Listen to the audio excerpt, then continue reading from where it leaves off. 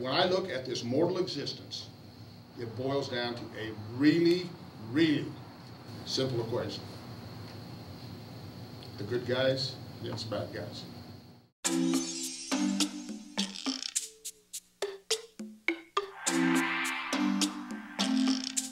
I have every note I ever took from his class. I have every note that I got from Larry's class. Spencer Eccles, and I'm the Executive Director of the Governor's Office of Economic Development. So my name is Greg Peterson.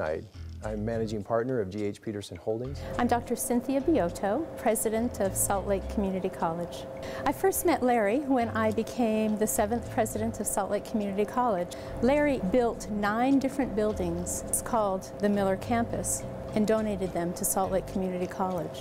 Larry took me under his wing and helped me learn. And there were many times when I would call Larry and say, Larry, help me figure this out. Help me understand what this means. And Larry always returned my call. And I tried to review my notes that I took from your answers to that. At the end of each semester, he would offer the students his private telephone number and his address. And he said, you can call me once, and I'll be happy to chat with you on the phone, or we can meet. You can come to my office, but we'll get together. Everyone would stay as late as they could to talk to him. In fact, I had a friend who he was going to have to drop the class. He took the bus to school every day, and it was an evening class, and he would miss the bus to get home, or he would have to leave the class early. And Mr. Miller said, you know what, where do you live? Oh, it's somewhere around the point of the mountain. I'll just give you a ride home. Larry taught us, of course, many principles, and he had what he called his top 10.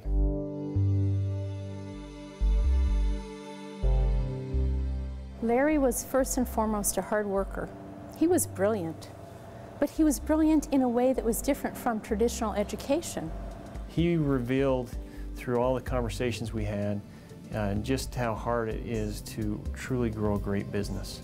Far better it is to dare mighty deeds, to win glorious triumphs, even though checkered with failure, than to take rank with those poor spirits who neither enjoy much nor suffer much, because they live in the gray twilight that knows no victory nor defeat. Now, if you want to put that in its really simple terms, its lowest common denominator, it's simple. It's no fun being mediocre. The thing that I noticed with Larry that bothered him the most, mediocrity. He had no patience for people that do not perform. If you have an idea and you have hard work and you can find support and networks, you can make it happen. Larry believed that that is what our economy, that is what our democracy, that is what our freedom was built on.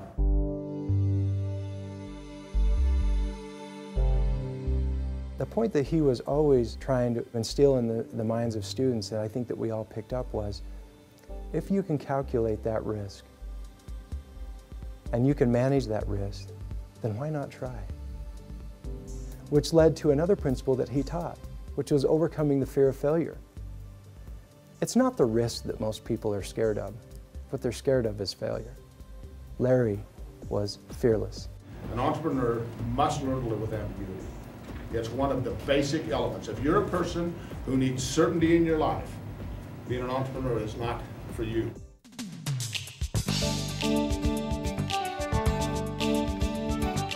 I guess the classic example of that was when he decided to dream a little bit about the Jordan Commons.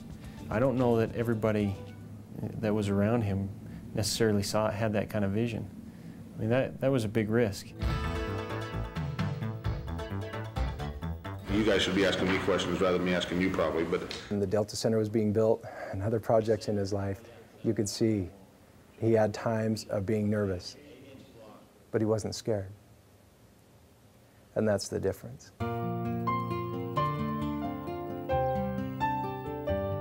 Larry felt that freedom and free enterprise were inextricably linked and combined, and he felt that education was the foundation for both.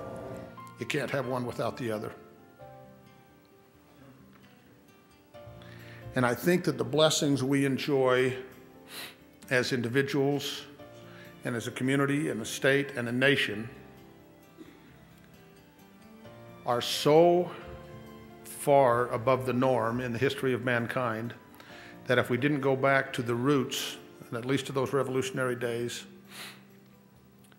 and remember and understand who they were and what they stood for and what they believed in, that we would be selling themselves and our posterity short. It's in our fabric. It's in our fabric from the beginning of this country. You know, you read a lot about the Revolutionary War heroes, and Larry taught about that. He loved Ben Franklin, and he loved the early architects of the Constitution, and he would use that in class constantly to reemphasize to us over and over again that a society truly cannot be free without free enterprise. Entrepreneurship is not about amassing personal wealth. That's what most people are confused about. Entrepreneurship is about perpetuating free enterprise in this free country. And for me personally, has inspired me to try to follow in those footsteps. And being an entrepreneur, and that's what Larry taught as well, sometimes it's lonely at the top. And sometimes, as he says, having a vision of a project and being willing to go forward with it, even when no one else shares the vision. Larry's created his own pedigree of students and fellow entrepreneurs who are aspiring to add to this great tree that he's created, if you will. We just want to be a branch of this great root that he has started and expand on the values and the principles that he taught but also lived by. Behind me, you'll see 10 little touchstones of what Larry believed entrepreneurship encompassed.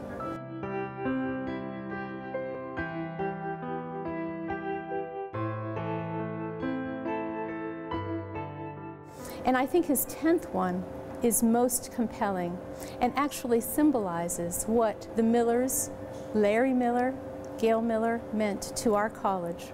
Larry said, "When a man lives and works in a place, if he has made it better as he leaves than before he came, then he has made a difference."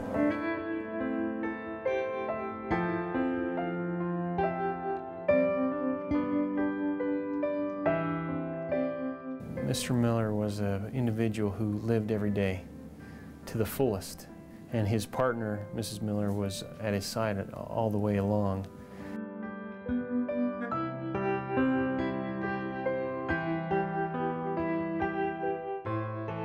Every once in a while, we're lucky enough to live in a time when there was a giant that walked, among us, and we're just really, really blessed to have had the opportunity to live in an era when Larry Miller lived.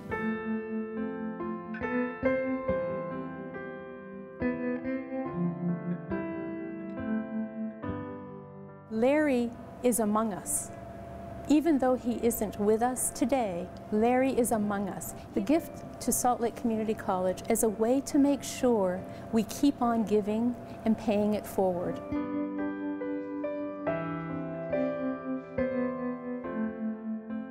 I think it's obvious that he took what he was given and multiplied it exponentially. And so that's our responsibility now, is to take that legacy.